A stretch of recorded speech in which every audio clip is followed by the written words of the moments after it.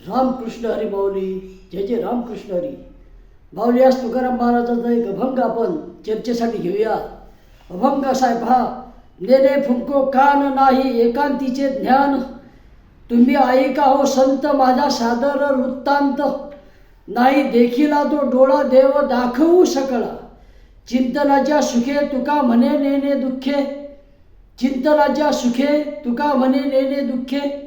असा हा तुकोबारायाचा अभंग आहे. महाराज काय म्हणतात पहा. पहिल्या चरणामध्ये महाराज म्हणतात, नेने फुंको कान नाही एकांतीचे ज्ञान. तुकाराम महाराजांनी कान फुंकून म्हणजे कानामध्ये मंत्र देऊन शिष्य परिवार गोळा करणे, शिष्यांचा गोतावळा जमा करणे याच्या ते विरोधात होते. त्यांना ते न पटणारं होतं. महाराजांना ते अजिबात पटायचं नाही. तुकाराम महाराजांचे जे विचार आहेत ते अतिशय परखड आहेत मावती, अतिशय परखड आहेत. क्रांतिकारी होते तुकाराम महाराज आणि हे विचार आज सुद्धा पचत नाहीत. त्या काळामध्ये यांना पचले असतील का, पटले असतील का, नाही पटले. आणि म्हणून मग संत तुकाराम महाराजांना प्रचंड विरोध त्या काळामध्ये झाला. तथाकथित त्या लोकांकडून मोठ्या प्रमाणावर विरोध त्यांना सहन करावा लागला, त्रास सहन करावा लागला. तेव्हा तुकाराम महाराज त्याला डगमगले नाहीत. महाराजांनी त्यांना जे पटत नाही ते ठणकावून सांगितलं.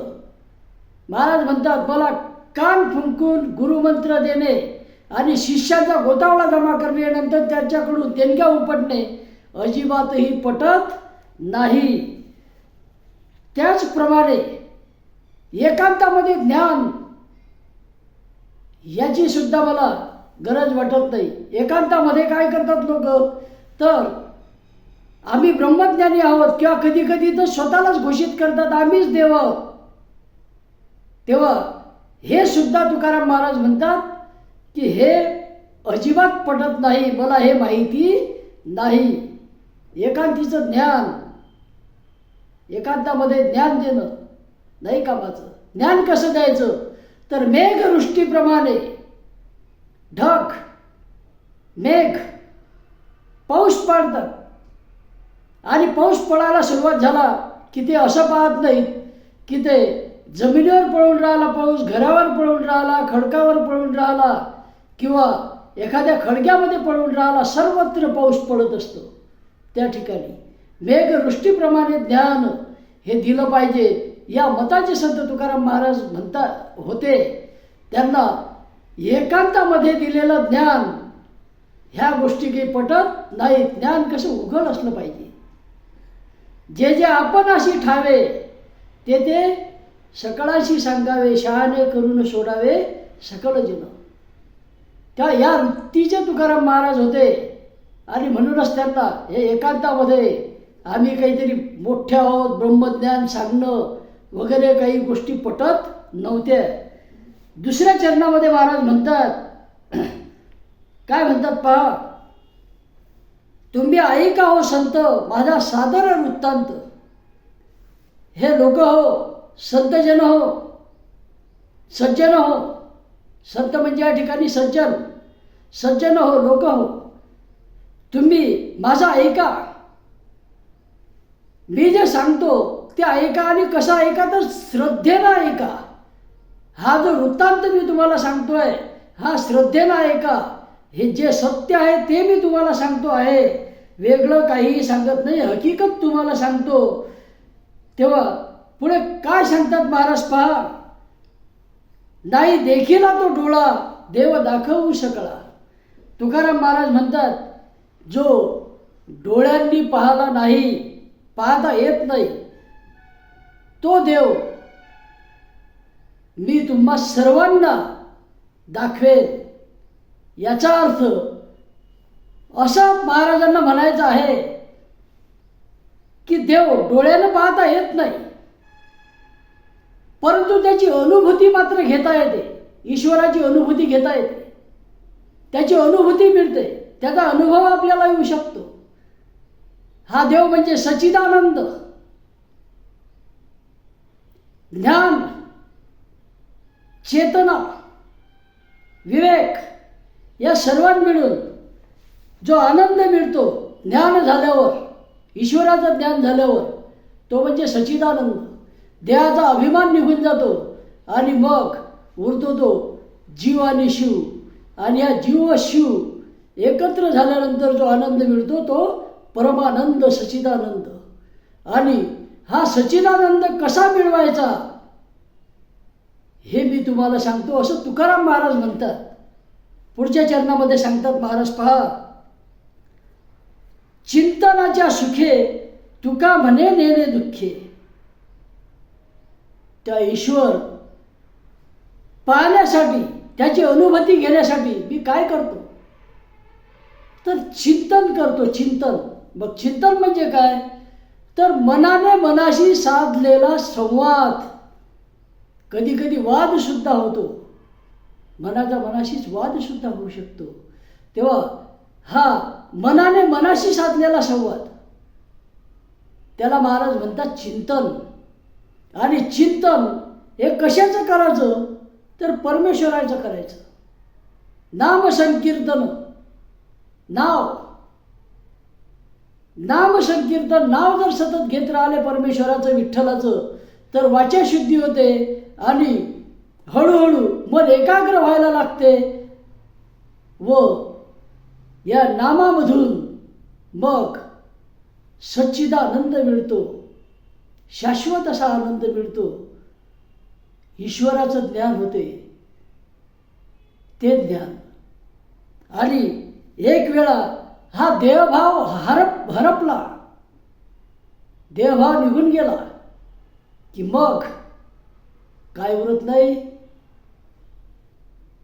दुःख उरत नाही, दुःखाची जाणीवही होत नाही. असं महाराज म्हणतात. काय असतो सच्चिदानंद असतो, जिकडे तिकडे आनंदाची प्राप्ती होते. तेव्हा असा हा अतिशय सुंदर असा अभंग तुकाराम महाराजांचा आहे. तुकाराम महाराज म्हणतात, मी विठ्ठलाचे देवाचे दृढ श्रद्धेने चिंतन करतो, आनंदाने मनन करतो आणि त्यामुळे मला सच्चिदानंद मिळतो. त्यामुळे मला सच्चिदानंद मिळतो. आणि सच्चिदानंद म्हणजेच काय तर सच्चिदानंद हाच ईश्वराचं रूप आहे. सच्चिदानंद हाच ईश्वराचं रूप आहे. ही अनुभूती हाच ईश्वर आहे. ही अनुभूती म्हणजेच ईश्वर आहे. तेव्हा असं तुकाराम महाराज म्हणतात. आणि त्यामुळे मग होते काय, त्यामुळे प्रपंचामधील चिंता जाणवत नाही. भौतिक सुखाच्या पलीकडे असलेलं शुद्ध आणि परिपूर्ण असं ज्ञान होते, चिन्मयानंदाची प्राप्ती होते. आणि तुकाराम महाराज म्हणतात, मला अशा चिन्मयानंदाची प्राप्ती झाली या प्रभूच्या चिंतनामुळे, देवाच्या चिंतनामुळे, नामस्मरणामुळे, त्याच्या भक्तीमुळे. आणि भक्ती कशी श्रद्धेनं केलेली भक्ती, श्रद्धेनं केलेलं नामस्मरण. मग बाकी काही लक्षात ठेवायचं नाही, प्रापंचिक चिंता ह्या निघून जातात. आणि म्हणून महाराज म्हणतात, तुम्ही सुद्धा काय करा, तुम्ही सुद्धा हरिनामामध्ये रंगून जा, हरिनामामध्ये तल्लीन व्हा, प्रभूचं नाम चिंतन करा, नामस्मरण करा, बुवाबाजीच्या नादाला लागू नका. अहो महाराज हे गुरु असं सांगतात, कधी कधी नाही सांगितलं तर त्यांचे चेले सांगतात की आता दुसऱ्या देवाची पूजा करायचीच गरज नाही, आपले महाराज म्हणजेच देव आहेत, यांचीच पूजा करा.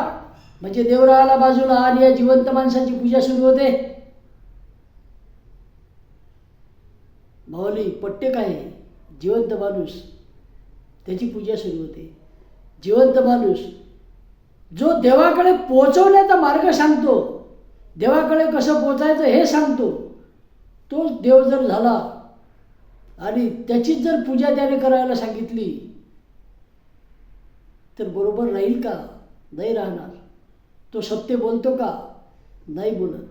आणि हेच तुकाराम महाराजांना पटत नव्हतं. आणि त्यावर त्यांनी प्रहार केले या अभंगामधून. त्यावरच त्यांनी सांगितलं की उपदेश जो आहे हे कान फुंकून करणं मला अजिबात पटत नाही. मेघवृष्टीप्रमाणे उपदेश असावा. ज्ञानदान जे आहे ते मेघवृष्टीप्रमाणे असावं.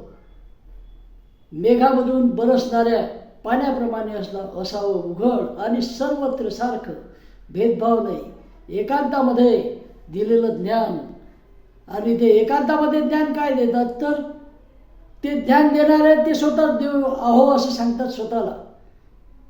आणि त्यामुळे मग लोक त्यांच्या मागे लागतात. काही लोक चमत्कार करतात आणि या चमत्कारामुळे मग मोठा गोतावळा त्यांचा निर्माण होतो आणि प्रचंड प्रमाणामध्ये माया त्यांच्याकडे जमा होते.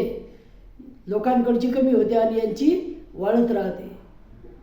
पाहता तुम्ही उदाहरणं समोर आहेत. तेव्हा ह्या ज्या गोष्टी आहेत ह्या महाराजांना पटल्या नाहीत आणि म्हणून त्यांनी या अभंगामधून त्यावर सांगितलेलं आहे. माझ्या विठोबाचा कैसा प्रेम भाव आपणची देव होय गुरु. तुकाराम महाराज म्हणतात माझ्या विठ्ठलाचा प्रेमभाव एवढा आहे की तो देव आहे आणि तोच काय होतो माझा गुरु पण होतो. तुमचा सुद्धा होईल. फक्त चिंतन करा, नामस्मरण करा. असा हा तुकोबारायाचा अभंग आहे. अतिशय सुंदर आहे माऊली. आणि यामधून आपल्याला काही ग्रहण करता येत असेल तर जरूर करा. आणि सांगत असताना माझ्या तोंडून जर काही कठीण शब्द न पटणारं काही न आवडणारं काही बोललं गेलं असेल तर माफी असू द्या. तेव्हा रामकृष्ण हरी माऊली. जय जय रामकृष्ण हरी.